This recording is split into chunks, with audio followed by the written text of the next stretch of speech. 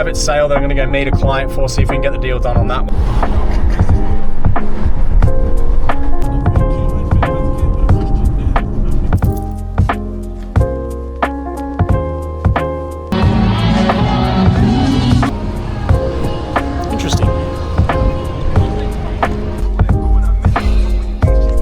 People, I have finally bought myself a half decent camera, so my content isn't going to look like shit anymore, hopefully, depending on how this all turns out anyway. So I thought, why not make a little vlog for my Friday afternoon? I've got about 2 hours of work ahead of me, cramming a whole bunch of stuff in.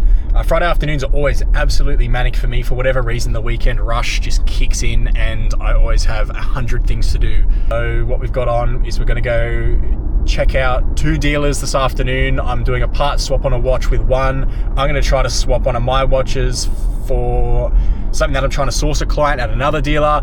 And then I've got a private sale that I'm going to go meet a client for, see if we can get the deal done on that one. And then I've got just a box to drop off to a client actually because a few weeks ago he bought a Rolex. I didn't expect him to buy it on the day, so he's like, can I have a look at the watch? So I took him the watch without the box and everything because I was walking through the city. I didn't want to take the whole set.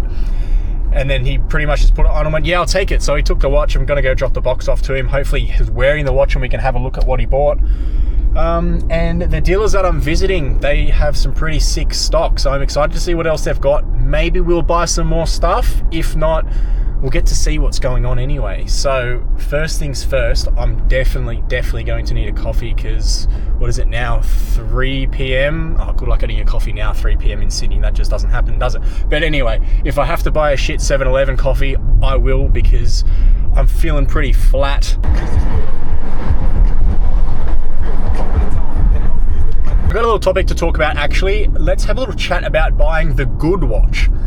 What I mean by that is sometimes most of my clients are fantastic. I will say 98% of them, but usually they're not even my clients, they're just people inquiring. They'll, go, I can get this watch cheaper elsewhere. Now my prices are very, very good. I don't take the piss with my prices at all. I sell everything for pretty much what the market value is on them, if not a little bit under.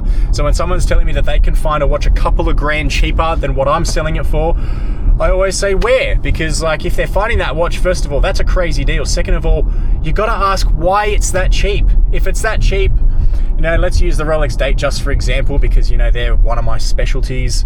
If you're buying a mid-90s Datejust, one of them's 9 grand, one of them's 7 grand, but the one that's 7 grand has a stretch bracelet, needs a service, could do with a polish, you're looking at $3,000 to $4,000 work right there. So that watch is going to end up being more expensive. You could wear it for a little while and then something's going to go wrong. You want to get the bracelet repaired. That's just crazy, crazy costs.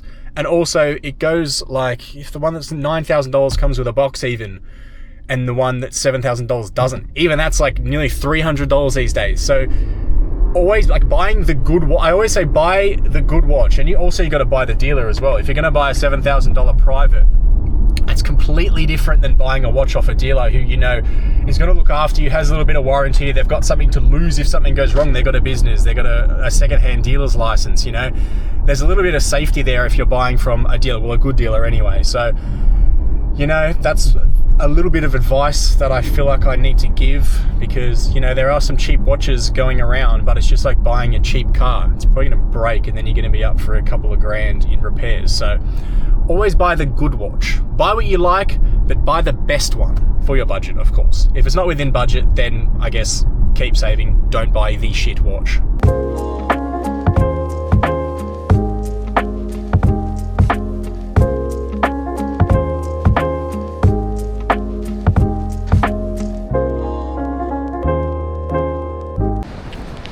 Got to get a little bit of a pace on now. I'm running a little bit late because the dealer's got to leave pretty soon, so walking as fast as I can. Already getting very puffed. Parking's going to cost me an absolute bomb, but we're going to get there.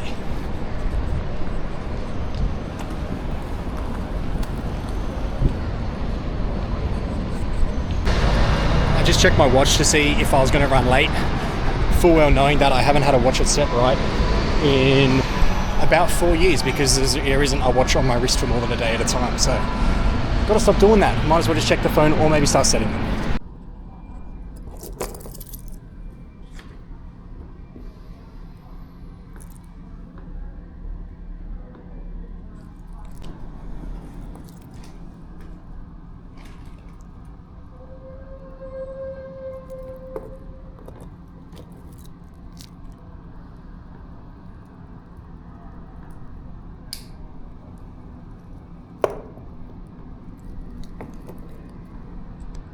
one done.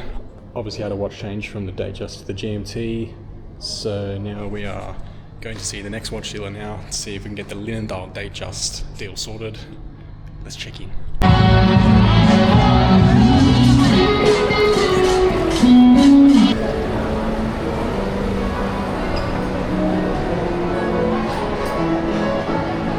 Slight dent in the morale for the day.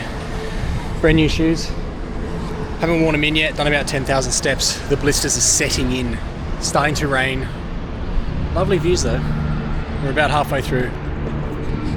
A few more deals to go. So, we continue on. Maybe it's time to hop on the line bikes though. Yeah, it's Friday, so I figured I might. Let's go, fellas. What time is now?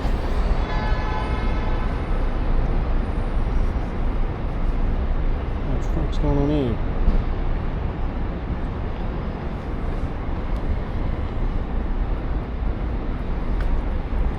Bro.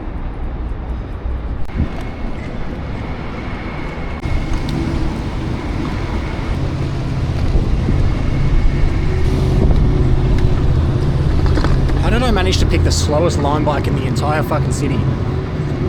Pedaling as fast as I can. Nothing is happening.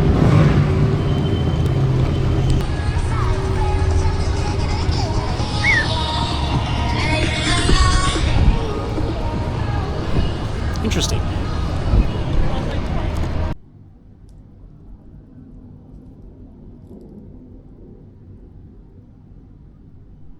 So the deal's done on the Linendahl Datejust. I'm back on my line bike, as you can see. Everyone's finished work, it's getting dark, it's getting fucking busy, so I need to get to the car and get home. The dealer didn't end up taking my Cartier to swap, so I just bought it outright. Afternoon's finally finished. I didn't get a response from the other Datejust buyer, so he probably was just in a meeting or something. I'll get back to him later this afternoon, see if he wants to have a look over the weekend. So that's pretty much it. Now all that's left to do is see how much I'm going to get absolutely smashed for parking, because I've been here for 2 hours. It's going to be like $100, so I'm not looking forward to paying that. But that is the end of the day. Oh, it's comfortable in here.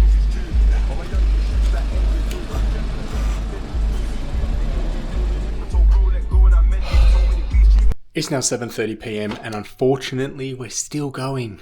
There's more work to do, as you can see. Taking photos of the Datejust Linendahl that we just got in and trying to sell. I think I just sold one of the Cartier tanks that I got on the website and potentially finishing up the deal on the other one. And then I got a whole bunch of administration work. Extremely keen for a beer, given it's Friday afternoon and it's been a big week. So I think this is just about the end of the video, fellas, and that will take us to the next one. See you later.